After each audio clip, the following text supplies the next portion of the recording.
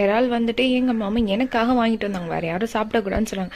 சரி நம்மளே ட்ரை பண்ணலாமேன்னு சொல்லிட்டு 65 மசாலா, சில்லி பவுடர், அப்புறம் வந்துட்டு இது எங்கள் ஊரில் வந்துட்டு சிக்கன் வாங்குற கடையிலே விற்பாங்க, டேஸ்ட் மேக்கர்னு சொன்னாங்க. சரி இது வாங்கிட்டு தேவையான அளவு உப்பு, இஞ்சி பூண்டு பேஸ்ட்டெல்லாம் போட்டுட்டு நல்லா மிக்ஸ் பண்ணேன். எந்த விதமான தயிர் தண்ணி எதுவுமே சேர்க்கலை. ஏன்னா கொஞ்ச நேரத்தில் இறாலேருந்தே தண்ணி வந்துச்சு. நல்லா கொஞ்சம் ஊற வச்சுட்டு இந்த சைடு எங்கள் அம்மா அதே டைமில் மட்டன் குழம்பு சூப்பராக வச்சுட்டு இருந்தாங்க. மட்டன் குழம்பு எல்லாம் ஒரு சைடு கொதிச்சு இறக்குனதுக்கப்புறமா ஒரு அரை மணி நேரத்துக்கு அப்புறமா நான் வந்துட்டு எண்ணெய் காய்ச்சி மீன் பொரிச்ச அதே எண்ணெயில் வந்துட்டு இறாலை போட்டு ஃப்ரை பண்ணி எடுக்க ஆரம்பிச்சிட்டேன். இறால் வறுக்கும் போதே ஒரு செம்ம ஸ்மெல் வந்துச்சு. அந்த ஸ்மெல்லுக்காகவே நிறைய பேர் வந்துட்டு இறால் எனக்கு உனக்குன்னு சொல்லிட்டு இருந்தேன். பட் ஆனால் எங்கள் மாமா ஸ்ட்ரிக்டாக இது வந்துட்டு எனக்கு மட்டும்தான், யாரும் ஷேர் போடக்கூடாதுன்னு சொல்லிட்டான். இறால்லாம் வறுத்ததுக்கு அப்புறமா அதே எண்ணெயில் வந்துட்டு ஒரு பெரிய வெங்காயத்தை சின்னதாக நறுக்கி சேர்த்துட்டு வதக்கிட்டு இருந்தேன். அதுக்கப்புறமா ஒரு 2 தக்காளியை சேர்த்து வதக்கிக்கிட்டேன். நார்மலாகவே இறா ஃப்ரை பண்ணி சாப்பிட்ருக்கலாம். நான் தான் இதை புது டிஷ் செய்கிறேன்னு சொல்லிட்டு செஞ்சுட்டு இருந்தேன்.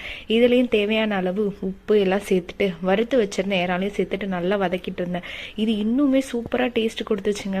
கடைசியில் சரி எல்லாரும் பாவம் பார்த்துட்டு நான் வந்து என் மாமா பசங்க, என் தம்பி எல்லாருக்குமே ஷேர் பண்ணி நாங்கள் எல்லாருமே சாப்பிட்டுட்டு இருந்தோம்.